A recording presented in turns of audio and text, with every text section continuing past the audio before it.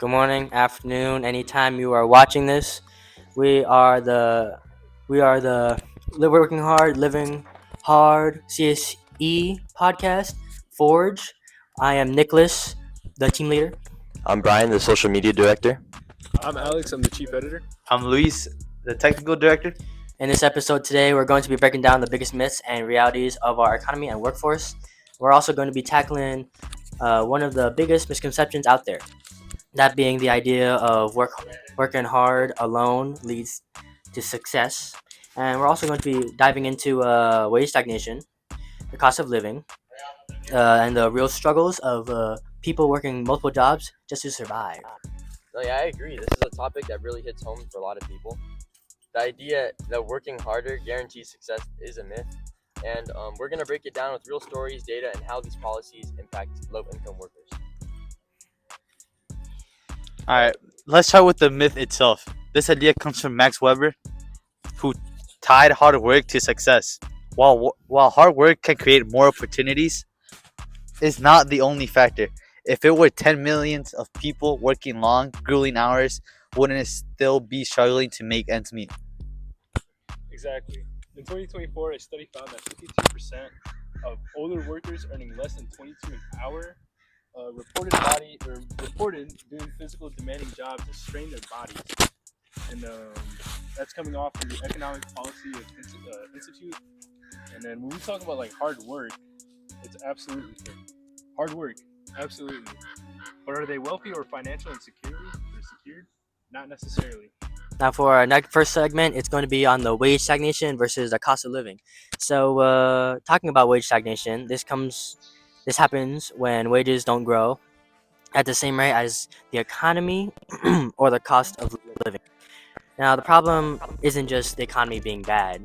It mostly comes from policies and policy choices made to benefit those already at the top, and this information comes from the Economic Policy Institute. Right. Over the last few decades, the American economy has produced plenty of wealth, but there is still room for higher wages and better living conditions for everyone. But instead, these policies are keeping wages low and allowing costs to rise. And that cost is leaving a huge factor. A 50,000 salary in a small town might not be enough to live comfortably.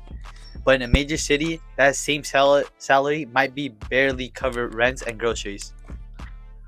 And when wages stay the same while prices go up, people fall behind.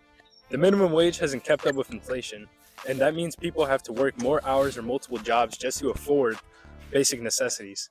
According to Matthew Desmond in his book, Poverty by America, policies that could have alleviated poverty, such as stronger work protections and affordable housing initiatives, have been deliberately weakened.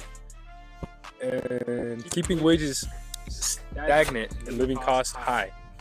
Segment 2 is going to be the real stories from people juggling multiple jobs. With these real stories, there are people working 2, sometimes 3 jobs, and they're still struggling. So I read about a woman in California working as a teacher by day and a delivery driver by night. Even with 2 jobs, she's barely able to pay rent because housing costs have skyrocketed, said in the Los Angeles Times. There's also another story that there's a man in New York working as a security guard in a warehouse, but after rent, food, and transportation, there's almost nothing left out of his paycheck, and that's in a country that prides itself on upward mobility, stated in the website called the New York Times.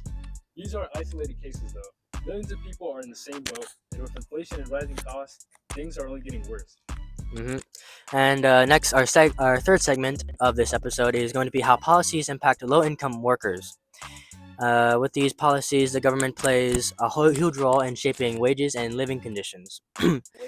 With them being minimum wage laws, tax policies, labor protections, and all these impact workers, coming again from the Economic Policy Institute. For example, states with higher minimum wages tend to have lower poverty rates, but in states where the minimum wage is stuck at the federal level of $7.25, full-time workers can barely afford rent, said by the National Employment Law Project. Let's talk about healthcare. Many low-income workers don't get employer-provided healthcare, so they're stuck paying high medical bills out of pocket. One medical emergency can push them into debt, saying by the Case Family Foundation. The bottom line is the system isn't broken. It's working exactly as it was designed. And that design benefits the wealthy while keeping low-income workers struggling. And so, what's the takeaway? The myth of just working harder doesn't hold up when we look at the bigger picture.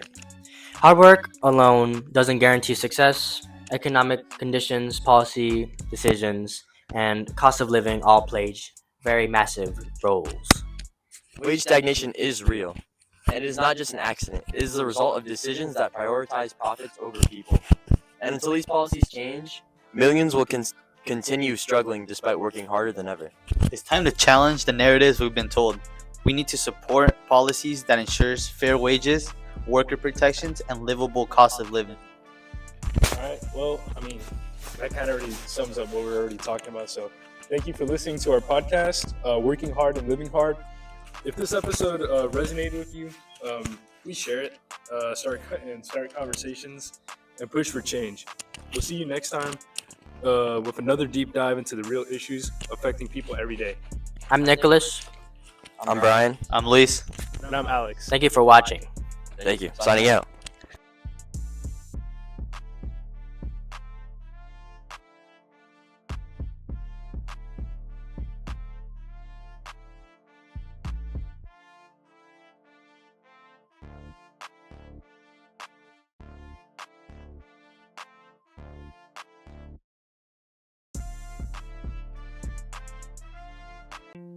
Disclaimer.